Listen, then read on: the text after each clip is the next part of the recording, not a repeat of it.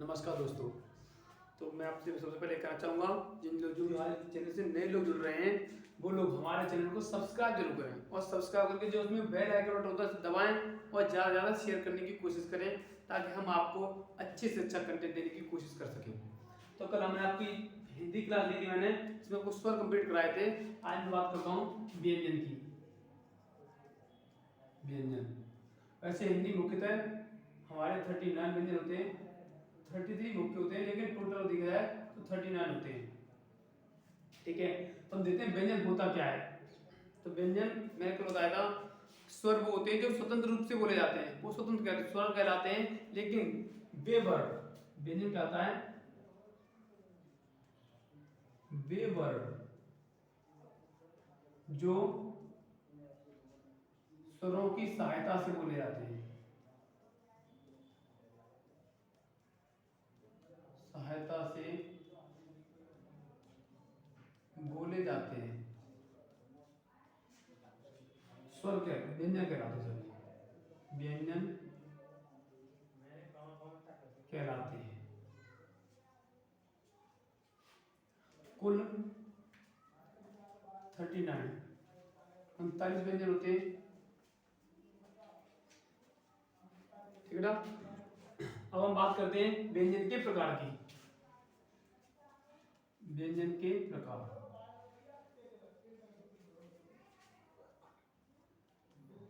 मुख्यतः व्यंजन 4 प्रकार के होते हैं। मुख्यतः व्यंजन 4 प्रकार के होते हैं आपके। नंबर 1 आपका आता है स्पर्श व्यंजन।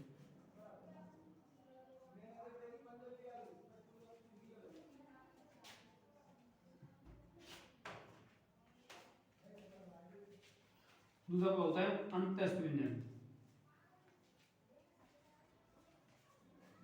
तीसरा आपका होता है ऊष्म व्यंजन और चौथा आपका होता है संयुक्त व्यंजन।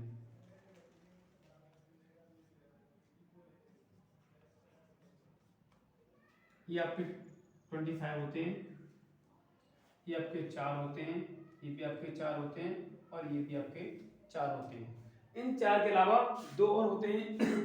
एक आता है आपका द्विगुण व्यंजन, जो आपका 5वां होता है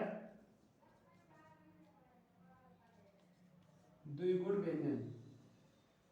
आपने देखा होगा कहीं कहीं ड होता है, किसी बिंदी रखी होती है और इसकी नीचे भी बिंदी रखी होती है, हमारे दोनों द्विगुण व्यंजन कहलाते हैं।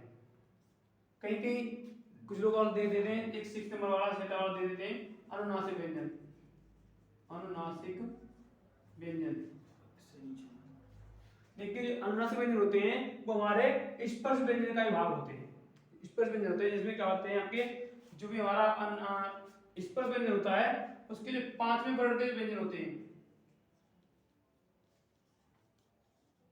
वो सभी हमारे अनुनासिक व्यंजन कहलाते हैं। जैसे या, अड़ा, ना, म, ये सभी हमारे अनुनासिक व्यंजन कहलाते हैं। ये इतना इम्पोर्टेंट नहीं है क्योंकि इसका जो है पढ़ना होता है तो सब स्पर्श व्यंजन में हम देख चुके होते हैं। जो ये द्विगुण व्यंजन देते हैं ये कहीं कहीं बहुत कम बताया जाता है क्योंकि ये व्यंजन अलग से बनाए जाते हैं। तो जो दा और डा होता है उसके जो बिंदी लगा व्यंजन बनाते हैं वो हमारे अनुनासिक व्यंजन कहलाते हैं। आप लोग नोट कर सकते हो, फिर मैं आपको प्रत्येक के बारे में डिटेल में एक एक करके बताता हूँ। हाँ बेटा, तो नंबर 1 आता है आपका स्पर्श व्यंजन, जो हमारे टोटल 25 होते हैं। ये 5 वर्गों में होते हैं, एक प्रति वर्ग में 5, टोटल मिला के आपको आते हैं 25। ठीक है, स्पर्श व्यंजन क्या होते हैं, वे व्यंजन जिनके उच्चारण से, वे व्यंजन जिनके उच्चारण में वायु मुख के किसी न किसी भाग से बाहर निकलती है या किसी भाग से छूकर बाहर निकलती है, स्पर्श व्यंजन कहलाते हैं। क्या मतलब ये है, स्पर्श व्यंजन क्या होता है, जब हमारे अंदर कुछ वर्ड बोल रहे होते हैं, जो हमारे अंदर वर्ड बोलते समय हवाएं हमारे मुंह से बाहर निकलती है तो हमारे मुंह के किसी न किसी भाग को छूकर जाएगी तो वो हमारे स्पर्श व्यंजन कहलाती हैं। और स्पर्श व्यंजन कुल 25 होते हैं। ये हमारे अलग अलग वर्णों में होते हैं। प्रत्येक वर्ग में एक पहले आपका आता है क वर्ग। क वर्ग में क, ख, ग, घ, य, ये हमारा पहला वर्ड होता है। दूसरा वर्ग होता है, तीसरा, चौथा, आपका 5वां।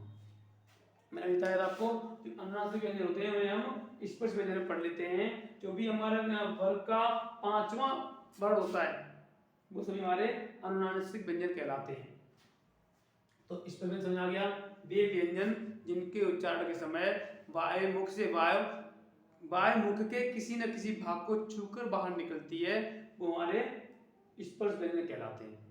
ठीक है बेटा, नंबर दूसरा आपका आता है। अच्छा और इसमें देख लेते हैं कवर्ग। जो कवर्ग होता है वो उसे हम कंठ मतलब कवर्ग जो बोला जाता है क ख, तो ये आय निकल रही है वो कंठ को छूकर निकल रही है। किसको छू निकल रही है? कंठ को छूकर निकल रही है। तो हमारे कवर्ग में आते हैं क ख ग घ यहाँ 5 हो जाते हैं।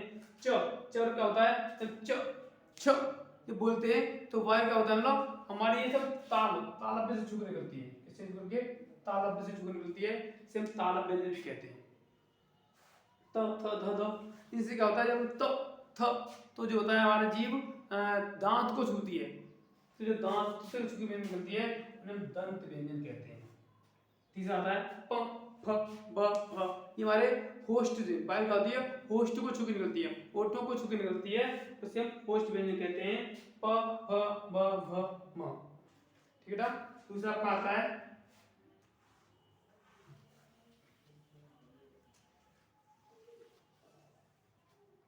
अंतस्थ व्यंजन। अंतस्थ व्यंजन, अंतस्थ व्यंजन क्या होता है हमारा? जो व्यंजन देखो क्या करें वे जिनका उच्चारण जिनके उच्चारण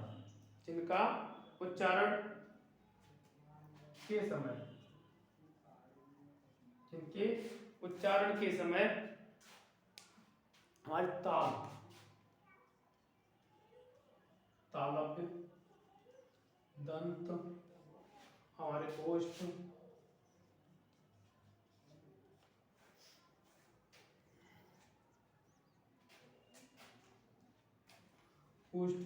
के परस्पर छूने से परस्पर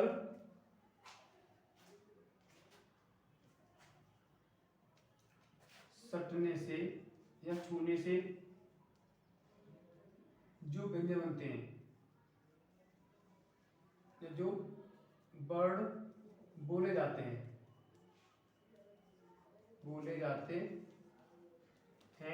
भी हमारे अंतस्थ व्यंजन कहलाते हैं। कौन कौन से होते हैं हमारे अंतस्थ व्यंजन? स स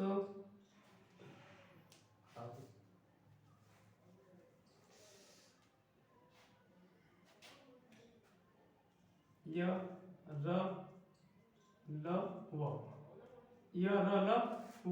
ये क्या होता है इसमें हमारे तालव्य दांत ओष्ठ सभी सट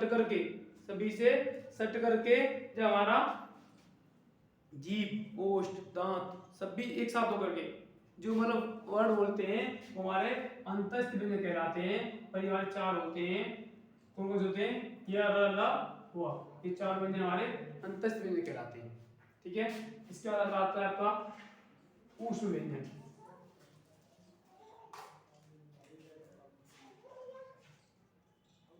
ऊष्म व्यंजन ये क्या होते हैं? जिनके उच्चारण के समय कहना चाहिए रगड़,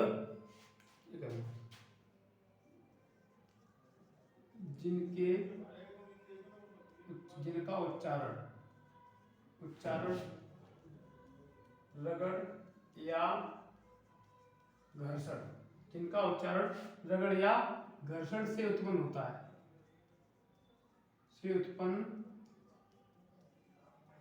है, ऊष्म व्यंजन कहलाते हैं। ऊष्म व्यंजन कहलाते हैं। ये भी 4 होते हैं। कौन कौन होते हैं? स हाँ देखो हम बोले श मतलब ऊष्मा बाहर निकल रही है, स ऊष्मा बाहर निकल रही है, स ऊष्मा बाहर निकल रही है, मतलब जिनके उच्चारण समय ऊष्मा मतलब रगड़ से घर्षण से ऊष्मा बाहर निकलती है या गर्म वायु बाहर निकलती है वो सभी हमारे ऊष्म व्यंजन कहलाते हैं। रगड़ या घर्षण से गर्म वायु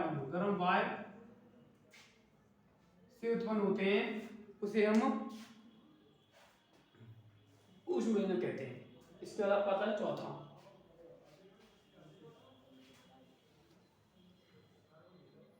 चौथा कौन सा है आपका? संयुक्त व्यंजन। संयुक्त व्यंजन कौन से होते हैं? वे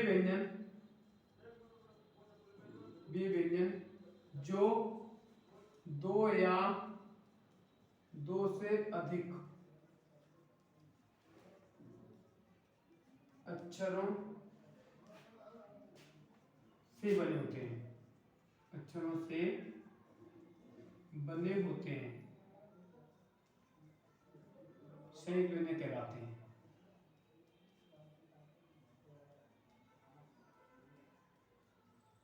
संयुक्त व्यंजन कहलाते हैं।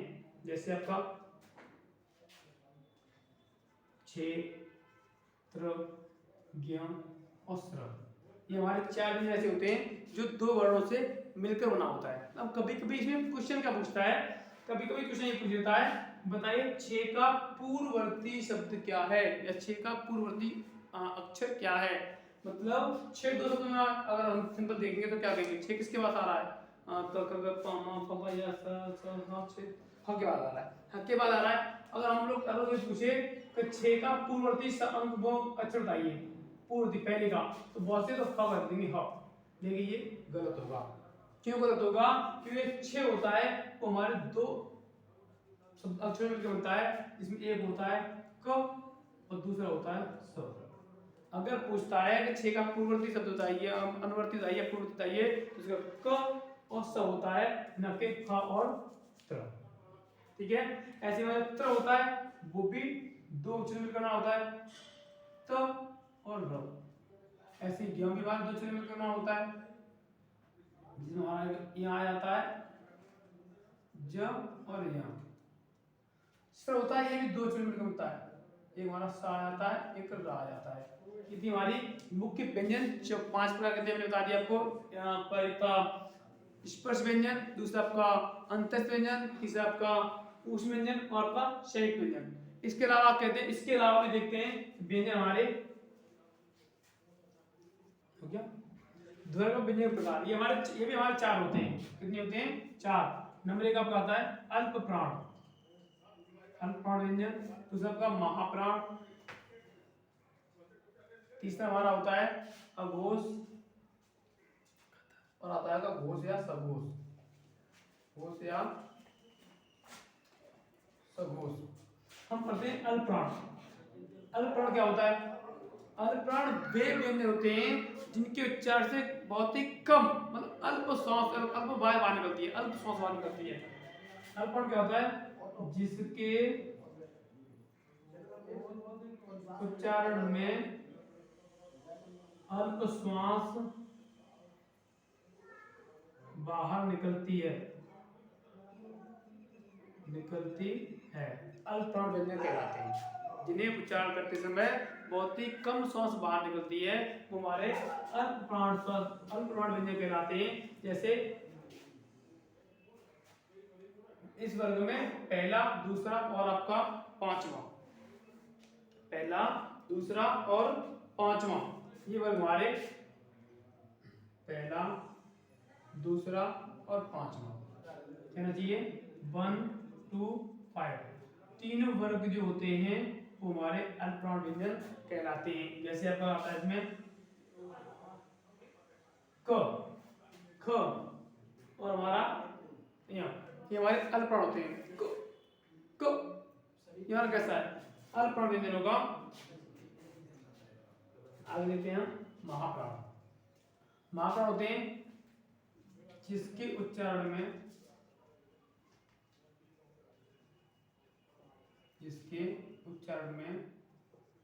अधिक श्वास निकलती है,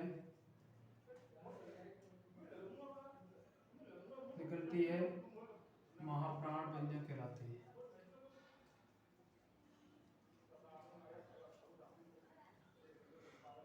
व्यंजन कहलाते हैं। ठीक है ना, ये हमारे कौन कौन से होते हैं?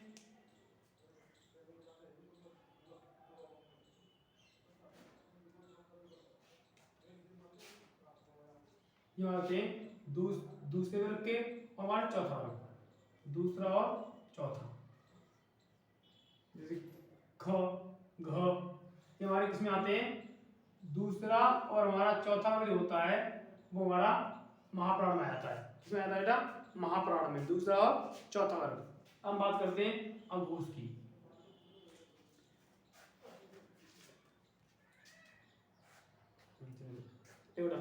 अघोष क्या होते हैं? जिन वर्णों के उच्चारण में, जिन वर्णों के उच्चारण में नाद की जगह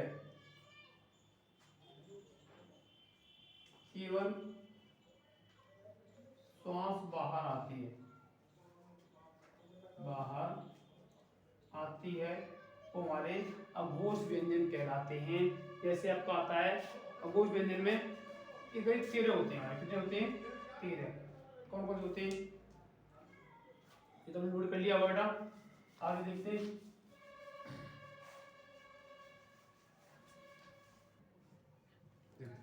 तो बेटा अघोष वर्ण क्या होते हैं? जिन वर्णों के उच्चारण में नाद की जगह केवल श्वास बाहर आती है, वो अघोष वर्ण व्यंजन कहलाते हैं। ये कुल 13 होते हैं। कितने होते हैं?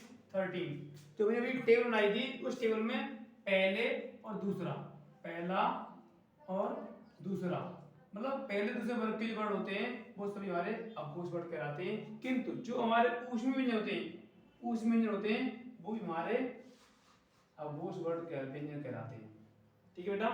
तो क ख आपका क वर्ग का दो वर्ण है। क वर्ग में जो दो वर्ण होते हैं वो आपके अघोष हो गए। च में भी दो हो गए, ट में भी दो हो गए, और त में भी दो, प में भी दो। लेकिन ऊष्म व्यंजन में ध्यान रखना, ऊष्म में सभी नहीं होते। हमारा जो फ होता है, फ वो हमारा अघोष न होकर के सघोष होता है। ठीक है। अब मैं पढ़ते हैं सघोष के बारे में। सघोष व्यंजन, सघोष व्यंजन क्या होता है? वे व्यंजन, वे वर्ण जिनके उच्चारण में केवल नाद का उपयोग होता है,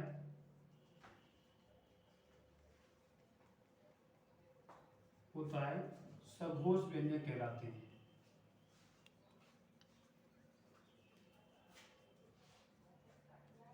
सघोष व्यंजन कहलाते हैं। अब समझना क्या इसमें क्या होता है? इसमें बेटा उसमें पहला दूसरा हो गया, तो ये पता है पीरियड टेबल में पहला दूसरा हमारा अघोष हो गया।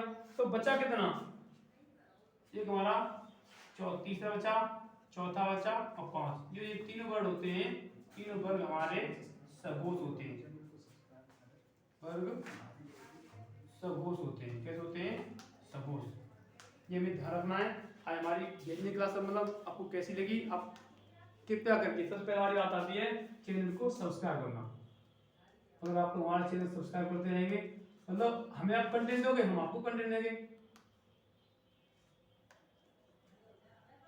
सब्सक्राइब करें और अधिक से अधिक से शेयर करने की कोशिश करें, ताकि हम आपको अच्छे से अच्छा कंटेंट देने की कोशिश करें। और आपकी इसी प्रकार से डेली क्लास चलती रहेगी। जितना हो सकेगा हम आपको प्रतिदिन बेहतर से बेहतर, बहुत ही बेटर देने की कोशिश करेंगे। मतलब प्रतिदिन अच्छे से अच्छा और ट्रिक के साथ। यही नहीं, अभी तो स्टार्टिंग आपकी, हम आपको एक एक चीज ट्रिक के साथ देने की कोशिश करेंगे, बिल्कुल बहुत ही अच्छे कंटेंट में, ताकि मैं अंदाज करता हूँ आप हिंदी में कहीं पर भी आपको कोई दिक्कत नहीं होने दूंगा। ये मेरा आपसे वादा है। ठीक है बेटा।